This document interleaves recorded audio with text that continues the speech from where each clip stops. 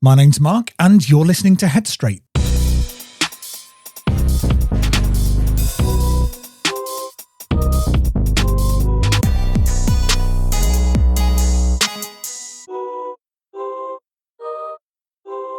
Hello, you lot, and welcome back. Today, we're looking at how you can stay steady when everything just feels out of control. Now, what we're talking about here is not just people, but everything. The news, social media, what's happening in the world, what might happen next. It's just constant. You wake up and it's there. You check your phone and it's there. You try to switch off and something just pulls you back in. And even when you're not actively thinking about it, it sits there in the background of your mind. A kind of low-level pressure, like things aren't as steady as they used to be. And when this happens, this does something to you. Because this isn't like dealing with one person's mood or one situation that you can step away from. This is everything, all at once, all the time. And your head isn't built for that. But here's where people tend to get stuck. They think the answer is to stay on top of it. Keep checking, keep scrolling, keep informed. Because if you don't, then maybe you're missing something, or you're ignoring something important, or worse, you're just being careless. So you stay plugged in, even when it's draining you, even when it's making you feel more on edge, more tense, more unsettled. And after a while, you don't even notice the impact of this. You just feel it. Shorter patience, more background stress, less headspace, and after a while, it just starts to feel normal. But it's not normal. So in this episode, we're going to slow this down. We're going to take a look at what's actually happening when everything feels like too much, while your head ends up carrying more than it should, and how to stay steady without cutting yourself off from the world completely. So what's actually happening? What's really going on here? Because it can feel like you're just reacting to what's happening around you. But there's something deeper happening underneath that. Your system isn't built for this level of input. Not constant, not global, not all at once. You're wired to deal with what's in front of you, what you can see, what you can influence, what actually involves you. But now, you're exposed to everything, all the time, things happening across the world, things that you can't control, things that you can't change, things that you don't fully understand, but you still feel. And that creates a problem, because your brain doesn't make a clean distinction between this is happening to me and this is happening somewhere else. It just registers, well, this matters. This must be a threat. I've got to pay attention to this. And it keeps doing that again and again and again without giving you a break. So your system stays slightly activated, not on full panic, but not fully settled either. A kind of background tension where your body never quite switches off. And the second part of this is something people don't always notice. You're taking in a lot without being able to do anything with it. You're aware of problems, but you don't have any direct way to act on them. So the energy just kind of sits there, unresolved. And over time, that builds up as frustration, helplessness, and mental fatigue, because you're processing things that don't have an outlet. And then there's the pace of it. Nothing pauses.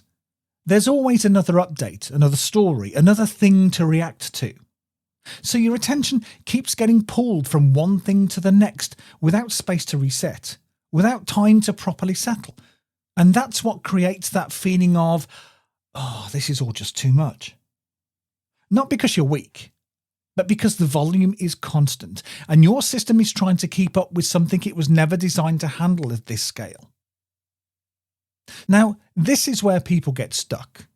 They get stuck in a trap. Because even when it feels like too much, you keep going back to it. You keep checking, you keep scrolling, Keep taking more information in, not because you want to feel worse, but because it feels like the right thing to do, like you should stay informed, like switching off means that you're ignoring something important or missing something you need to know. So you tell yourself, just one more check. I'll just see what's happening. I need to stay on top of this. And before you realise it, you've taken in another wave of information. More deadlines, more options, more things to react to. Now this is the trap. It gives you the feeling of control without actually giving you the control. You feel like you're staying on top of things, but you're not changing anything.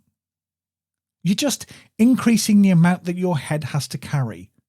And the more you do it, the more normal it starts to feel. Checking becomes automatic. Scrolling becomes background behaviour. Silence starts to feel uncomfortable. So you fill it with more input, even when you don't need to, even when it's not helpful. And there's something else that sits underneath this. Guilt. Because part of you thinks, oh, if I switch off, then it must mean I'm not paying attention. If I don't engage, then surely that means I don't care. So you stay connected even when it's draining you. But this is the reality. Constant exposure doesn't make you more effective. It just makes you more overwhelmed.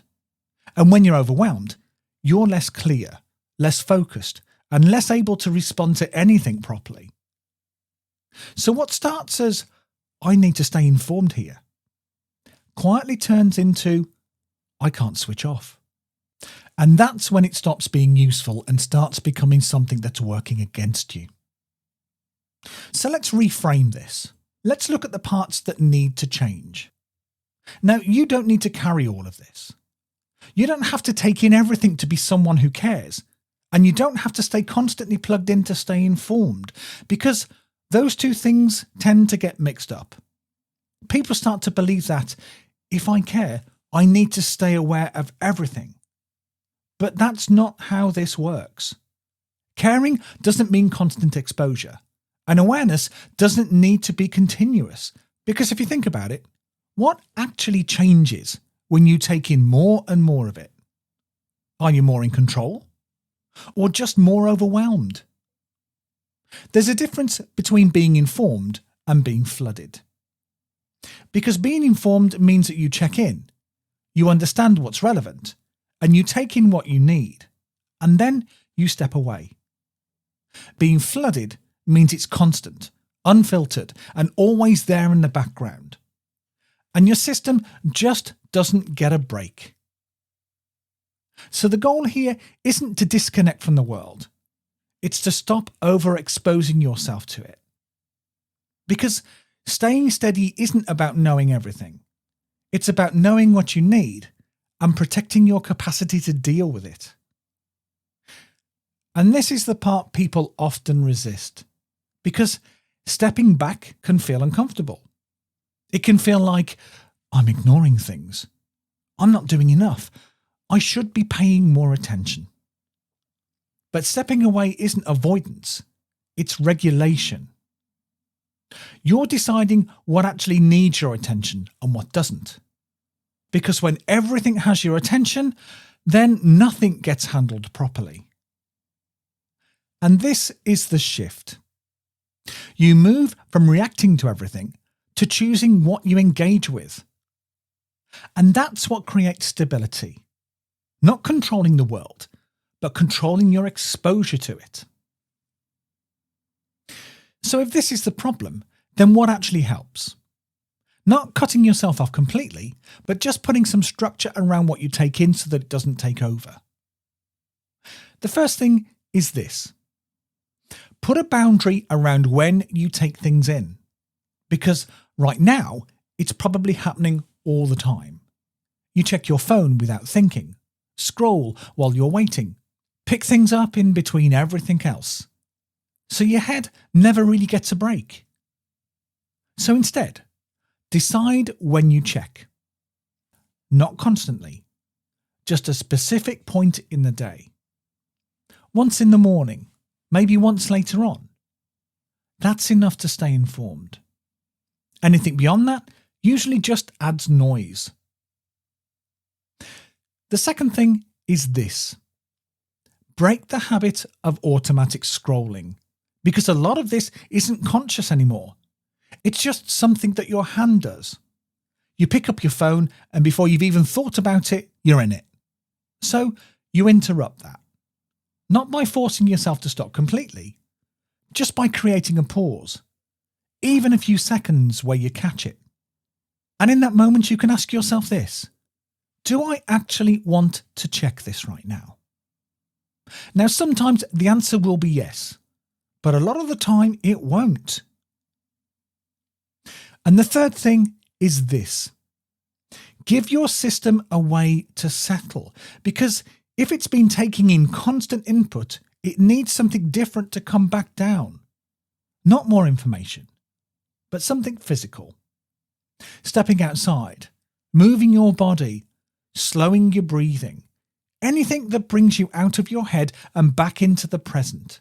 Because the goal here isn't to just reduce what you take in, it's to balance it, so your system has time to reset, not just react. Now, none of this has to be perfect. You're not trying to control everything. You're just creating a bit more space between you and the constant noise. So, if you only take one thing from this episode, let it be this. The world's not going to slow down. The updates are not going to stop. The noise isn't going to stop. There's always going to be something else to react to. But that doesn't mean that you have to keep absorbing all of this. Because staying steady isn't about controlling what's happening out there.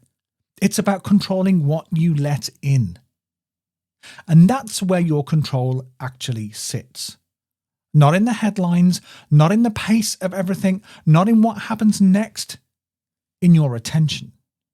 Where it goes, how often you give it, and what you allow it to stay on. So if things have been feeling like too much lately, that doesn't mean that you're not coping well enough. It means that there's been too much coming into your brain, and your system's been trying to carry more than it should.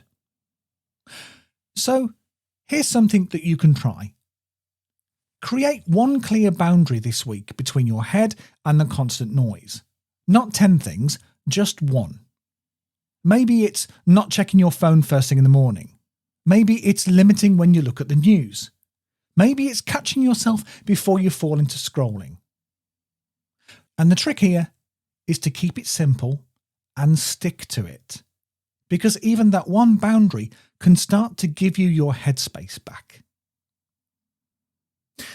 Now, let's take a look forward to the next episode. Because once you've got a bit more space, once things feel a bit quieter in your head, there's a different question that comes up. If you're not just reacting to everything around you, what do you actively want your life to look like? Not what's expected, not what everyone else is doing. What feels like yours? So, are you up for it? Of course you are.